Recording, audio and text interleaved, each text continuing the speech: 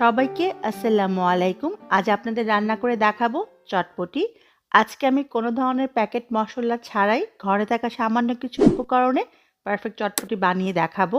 এই রেসিপি সম্পূর্ণ ফলো করলে যে কেউ ঘরে থাকা উপকরণ দিয়ে পারফেক্ট চটপটি বানিয়ে নিতে পারবেন।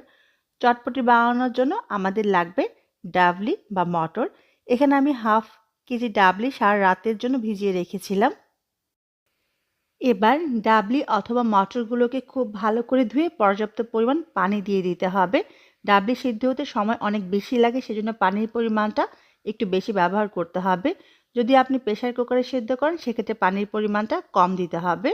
দিয়ে দিব স্বাদ অনুযায়ী লবণ। আজকে আমি কোনো রকম প্যাকেট মশলা ব্যবহার করব না, সেজন্য লবণের পরিমাণটা বুঝে ব্যবহার করবেন।